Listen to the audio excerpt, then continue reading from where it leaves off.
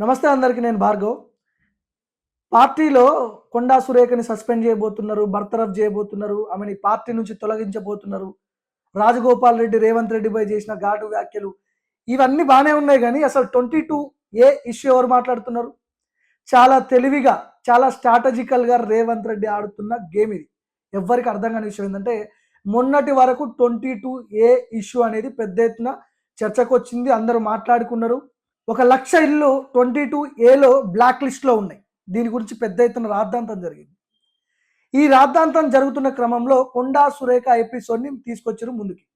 Revanth Reddy and పార్టీలో ఉన్నటువంటి కొంతమంది కీలక నాయకులు. నెంబర్ 2గా ఉన్నటువంటి పొంగులేటి శ్రీనివాస్ రెడ్డి, ఆయన రెవెన్యూ మినిస్టర్గా ఉన్నాడు ఈరోజు. ఆయన మీద పెద్ద ఎత్తున ఎలిగేషన్స్ వచ్చినాయి. 22A అనే పంచాయతీ పెట్టింది పొంగులేటి శ్రీనివాస్ రెడ్డి, ఆయన హ్యాండిల్ చేయలేకపోతున్నాడు, దీంట్లో పెద్ద ఎత్తున అవినీతి జరుగుతుందని చెప్పి రాష్ట్ర వ్యాప్తంగా చర్చ జరిగింది. ఈ క్రమంలో కొండా సురేఖ ఇష్యూ ఎపిసోడ్ని తీసుకొచ్చారు. 22A సంగతే ఎవడు మాట్లాడట్లే. ఇప్పుడు ఆ ఇష్యూనే డైవర్ట్ అయిపోయింది. చాలా తెలివిగా దీన్ని డైవర్ట్ చేసిరు. ఇవన్నీ కాకపోతే ఎవరికి తెలియదు, డైవర్షన్ పాలిటిక్స్ చేయడంలో రేవంత్ రెడ్డి ఆరిదేరిండు.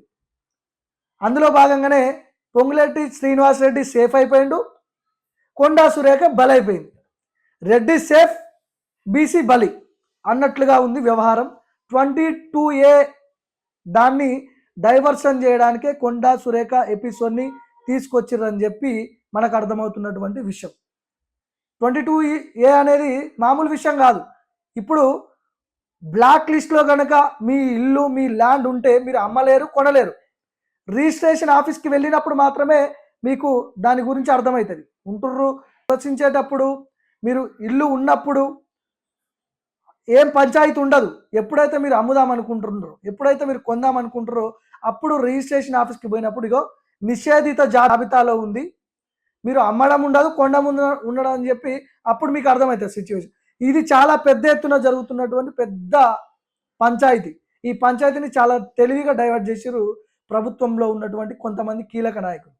ఈరోజు రేపు కొండా సురేఖని బర్తరఫ్ చేస్తారు, అది అది ముచ్చట ఓకే, అది చర్చ జరగాల్సిందే. కానీ 22A ఇష్యూని ఎవరు మాట్లాడట్లేదు, డైవర్ట్ అయిపోయింది.